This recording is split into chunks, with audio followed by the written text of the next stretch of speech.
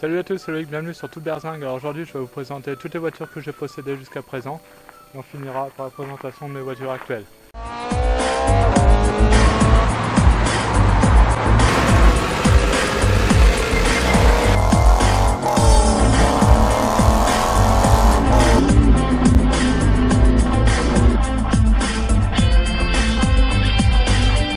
Alors quand je suis né, mes parents avaient une Renault 11, donc c'était début des années 80.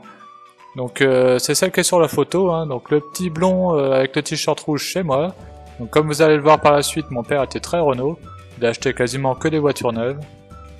Alors après, attention, ils ont acheté une 4L orange comme celle-ci, donc en plus de la Renault 11. Donc c'était bon pour nous emmener à l'école, tout ça. Alors, on devait avoir bonne mine d'aller à l'école en 4L orange. Mais bon, nous, gamins, on adorait cette 4L. Mais malheureusement, on n'a aucune photo, donc du coup, là, je vous en ai trouvé une sur internet, elle ressemblait beaucoup à celle-ci.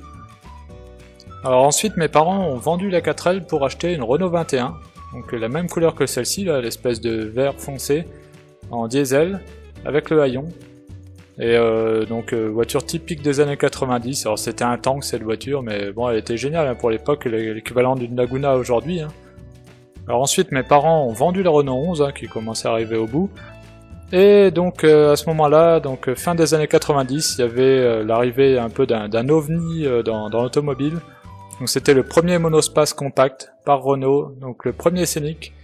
Alors à l'époque c'était vraiment la révolution et nous gamins là on était tout fous de l'avoir. Alors c'est sûr qu'aujourd'hui ce genre de voiture ne fait plus vraiment rêver, mais à l'époque c'était vraiment la révolution. Donc nous on était au top en fait d'avoir ça. Même si ça doit sûrement vous faire sourire. Alors après mon père il a eu toute les générations de Scénic en fait, et là il envisage d'acheter le Scénic 4, voilà. Et c'est sur cette voiture que j'ai commencé à conduire en conduite accompagnée. Ah, ils étaient encore loin les supercars. Alors un mois après mes 18 ans, j'ai passé mon permis, que j'ai eu du premier coup, et j'ai récupéré la Renault 21 de mes parents.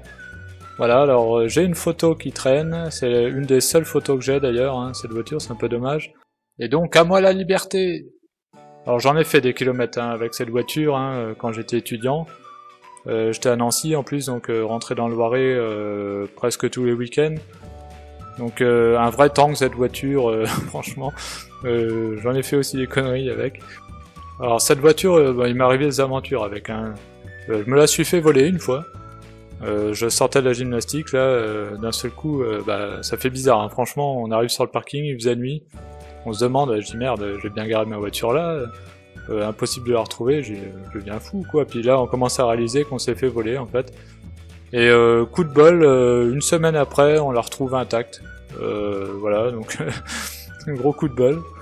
Alors ensuite à 21 commençait à avoir pas mal de bouteilles, et pas mal de kilomètres aussi, 250 000 km je crois. Bon c'est rien pour une 21, mais bon vu que je roulais beaucoup quand même c'était plus prudent de la changer.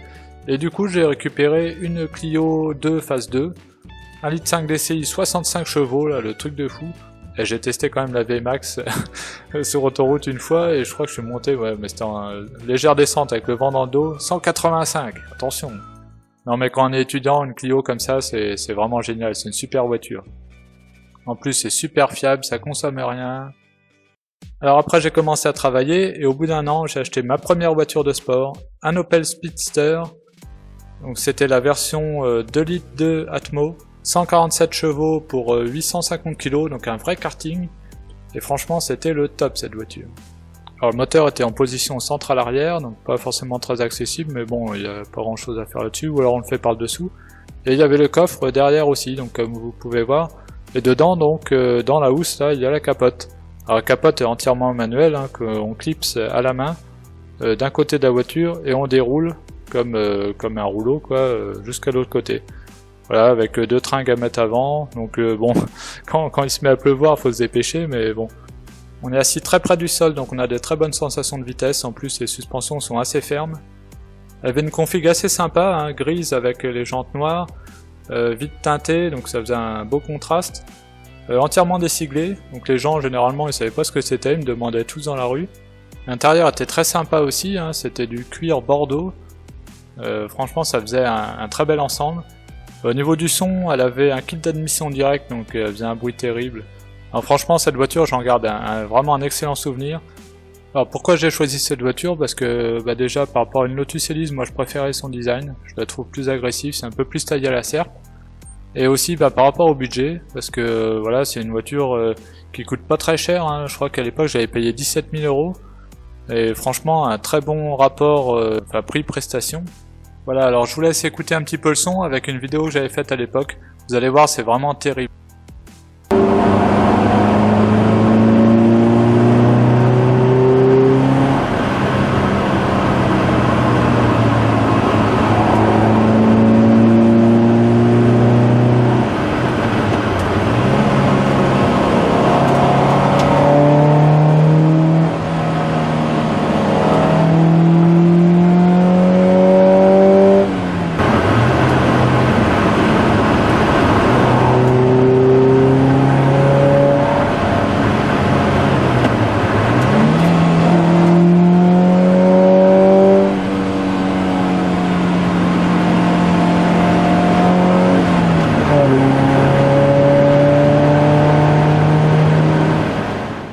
Alors niveau équipement, bah, vu que c'est une voiture très légère, hein, c'est le light is right comme dit Lotus.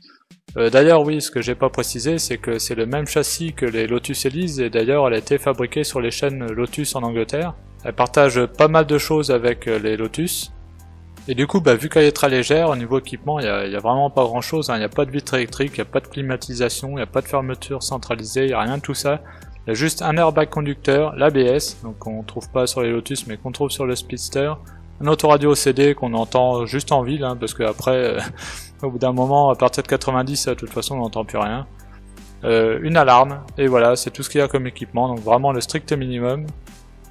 J'ai fait pas mal de rassemblements avec, hein, dont celui-ci où vous pouvez voir que j'ai pu me garer à côté d'une Enzo, donc c'était vraiment mémorable. Là, cette fois-ci, où il y avait de la neige, où je me suis amusé à faire des donuts avec dedans, enfin, franchement, voilà, je garde vraiment un très bon souvenir de cette voiture. Alors avec, j'ai eu quelques petites anecdotes sympas. Alors par exemple, quand j'ai ramené le premier jour, sur l'autoroute, j'avais oublié mon télépéage et du coup pour payer c'était une galère, il a fallu que je sorte à moitié de la voiture et tout, il y avait une queue qui commençait à se former derrière. Ouais, ça commençait bien. Alors ce qui était marrant aussi, c'était la réaction des gens dans la rue, en plus vu que j'étais décapoté, j'entendais un peu tout. Alors j'entendais « Ah, Smart Roadster » ou alors, qu'est-ce que j'ai entendu d'autre? Ah, Renault Spider. Bon, truc qui a rien à voir quoi. Bon, j'entendais souvent Lotus Elise, hein. Bon bah ça c'est, on va dire que c'est un peu plus compréhensible. Alors une fois j'ai pas compris un feu rouge, il y avait un groupe de gamins, et il y en a un d'eux donc qui est venu, qui a regardé un peu plus près, il a regardé derrière, et puis là il a dit je crois que c'est une Nissan. Alors là j'ai pas compris. Et une fois aussi à Nemours, ah ouais à Nemours c'était pas mal ça, dans la rue j'entends ah une Ferrari. Bon ok, pourquoi pas. Alors ce qui était marrant aussi c'est que du coup les gens quand on leur disait que c'était une Opel, bah ils étaient presque déçus en fait. Alors après les anecdotes vraiment les plus drôles, bah, c'est chez Opel en fait directement. Alors Opel Montargis, le mec incapable de la démarrer, il savait pas. En fait il y a un bouton start en plein milieu mais il le savait pas. Et le plus drôle du plus drôle, alors là c'était chez Opel Agien, j'arrive. Et le mec il me dit c'est une Opel ça? Bah oui c'est une Opel. Donc le gars il connaissait même pas le Speedster. Alors ensuite j'ai revendu la Clio qui commence à avoir pas mal de kilomètres pour acheter une Mégane 2 coupée. Donc magnifique Mégane 2 coupé avec par contre le fameux 1,9 litre DCI 120 chevaux. Donc c'était la version sport dynamique, donc avec des très belles jantes et elle avait pas mal d'options, elle avait le toit ouvrant, intérieur tout cuir, carte main libre, tout ça, enfin le top. Et malheureusement bah, ce moteur a une très mauvaise réputation avec les turbos qui pètent. Et j'y ai pas échappé, donc j'ai le turbo qui a pété, ça a flingué le moteur. Donc là voilà, mauvaise expérience avec cette Mégane. C'est dommage parce que t'es vraiment superbe. Voilà, donc je savais que ce moteur était à risque, mais cette voiture, je la trouvais magnifique. Mais bon, voilà, j'ai joué, j'ai perdu, donc après j'ai dit on arrête les conneries. Et là, donc je me suis rabattu sur une Mégane 2 GT, donc phase 2, 2008. Donc avec le 2 litres DCI 150 chevaux, et là, un moteur increvable. Donc là, j'étais vraiment tranquille avec celle-ci. Alors oui, je pense que vous l'avez remarqué, hein, on est très Renault dans la famille, hein, donc même si j'étais emmerdé avec une, c'est pas grave, je continue chez Renault, mais cette fois avec un moteur fiable. Voilà. Et donc la Mégane GT, franchement, une voiture géniale. Un super châssis, une tenue de route exceptionnelle. Et beaucoup de couple. Franchement, j'adorais cette voiture. En plus, ouais, un design assez sympa avec les doubles sorties d'échappement à l'arrière, légèrement bodybuildé sur les côtés. Franchement, je conseille cette voiture, elle est top, en plus au moteur super fiable. Alors ensuite, ça faisait à peu près 2 ans que j'avais le Speedster et j'avais envie de changer un peu. Alors là, j'ai hésité entre une Venturi et une Lotus Esprit. C'est des voitures quand même assez proches. Et donc finalement, j'ai choisi la Lotus Esprit. Alors après, le hasard a fait que en fait, j'ai trouvé quelqu'un qui vendait sa Lotus Esprit et qui cherchait à la place une Elise. Mais il s'est dit pourquoi pas prendre un Speedster. Et du coup, bah on a fait échange. Voilà, avec Soult un petit peu de ma part. Et donc voilà la photo le jour de l'échange. Alors dans les Lotus Esprit, c'est pas forcément facile de s'y retrouver parce qu'il y a pas mal de modèles différents.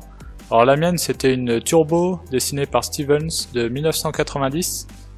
Elle était équipée d'un 4 cylindres de 2 litres 2 de 215 chevaux. Donc elle était rouge Calypso avec intérieur cuir beige. Et voilà, alors moi ce que j'aimais surtout dans cette voiture, c'est le design qui est vraiment... voilà quoi, c'est années 90. Alors là par contre, vraiment rien à voir avec le Speedster. Hein. Déjà c'est un petit peu plus lourd, c'est plus typé GT, hein, donc c'est assez confortable, les suspensions sont moins fermes. Mais ça tient quand même bien la route, hein. On voit que voilà, c'est quand même une Lotus. Hein. Après c'est pas du tout le même style de conduite, c'est plus à l'ancienne, il n'y a pas d'ABS, voilà, ça fait un petit peu les bras, le levier de vitesse c'est pareil, il est un petit peu raide. Les pédales aussi, donc du coup ça donne pas mal de charme à la voiture. C'est pareil, il y a une odeur un petit peu toujours d'essence hein, dans ce genre de voiture, odeur de cuir, un petit peu d'huile, enfin voilà, c'est vraiment une ambiance que j'adore. Et du coup on s'attache rapidement à cette voiture, hein. Malgré que parfois elle soit un petit peu capricieuse, hein, ça reste une anglaise quand même. Mais jamais de gros soucis, hein, quand même, parfois un petit peu embêtant, mais jamais rien de grave, ni de très cher à réparer, donc bon, ça va. Alors pour la position du moteur, on reste dans le même principe que le Speedster. Position centrale arrière, avec le coffre derrière. Voilà, alors pas forcément très accessible, alors des fois pour bricoler, bah, je montais carrément dans le coffre. Ou alors sinon, la plupart des choses se font par le dessous de la voiture. Alors ce qui était terrible dans cette voiture, c'était d'ouvrir le toit ouvrant. Et comme ça, on pouvait écouter le sifflement du turbo, là, franchement, c'était excellent. Alors niveau performance, forcément, aujourd'hui elle est dépassée, mais à l'époque c'était vraiment bien. Hein. Voilà, si on veut comparer à la Ferrari 348 de la même époque, qui fait 300 chevaux pourtant, et ben là, même si elle est moins puissante, grâce au turbo, qui apporte vraiment beaucoup, j'ai trouvé, moi, pour avoir essayé les deux, la Lotus plus puissante, voilà, enfin, ça accélérait plus fort, quoi. Voilà, alors je vous mets quelques vidéos que j'avais faites à l'époque, alors vous allez voir, j'ai vraiment une tête de gamin au volant, et vous allez surtout entendre le son, vous allez voir, c'est vraiment particulier.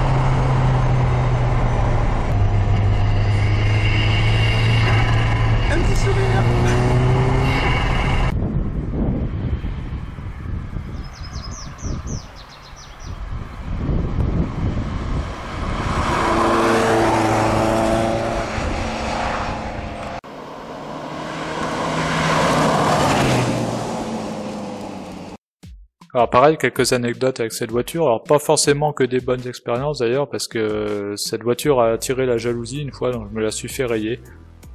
Donc ça, bon, c'était le petit côté moins bien. Vu qu'elle était rouge en plus, il y en a beaucoup qui pensaient que c'était une Ferrari, alors du coup, voilà. Plus marrant cette fois, une fois quand je l'ai amené au contrôle technique, le gars quand il me voit arriver, il me demande si c'est la voiture de mes parents, bah non, c'est la mienne. Parce qui était marrant aussi, c'est les gens quand ils me demandaient ce qu'il y avait comme moteur là-dessus, ils s'attendaient sûrement à un V6 au moins, un V8. Et quand je leur disais que c'était un 4 cylindres, bah, ils étaient étonnés. Alors après, bah, vu qu'elle est rouge, forcément elle attire un peu l'attention, donc j'ai vu pas mal de gens sortir leur téléphone pour me prendre en photo, des pouces levés, tout ça, bon ça c'est le côté vraiment sympa. Une fois je suivais une voiture et j'ai carrément vu le passager arrière sortir de la voiture avec son téléphone pour me prendre en photo, alors ça c'était le truc trop marrant. C'est une voiture qui est pas facile à apprivoiser au début, hein, faut un petit temps d'adaptation quand même pour la conduire. Sur le sec ça va, sous la pluie il faut faire attention, hein, surtout dans les ronds-points, elle a tendance à chasser, elle me suis fait quelques frayeurs de temps en temps. Ah oui, alors j'adore cette photo là que j'ai faite avec mon t-shirt Lotus Renault, donc Renault F1. Donc j'avais mis la Lotus à ma droite, la Renault à ma gauche, donc j'avais fait la photo comme ça. Bon, faut pas regarder le petit détail qui tue, hein, les chaussures Ferrari, mais voilà. Et donc j'ai gardé cette voiture un peu plus de 2 ans pour la revendre, pour acheter la Corvette actuelle. Et me voilà donc le jour de l'achat de ma Corvette. La première fois que je m'installe dedans, là sur la photo. Alors après, la petite photo avec la Corvette dehors. Donc pour ceux qui n'ont pas vu la vidéo de présentation de ma Corvette, donc c'est une Chevrolet Corvette C5 Z06. Donc c'est la version sportive de la Corvette C5. Donc elle a rien à voir hein, avec la Corvette C5 classique. Elle est plus puissante, elle fait 60 chevaux de plus, ça fait à peu près 50 kg de moins. Le châssis n'a rien à voir, hein, c'est un châssis spécifique.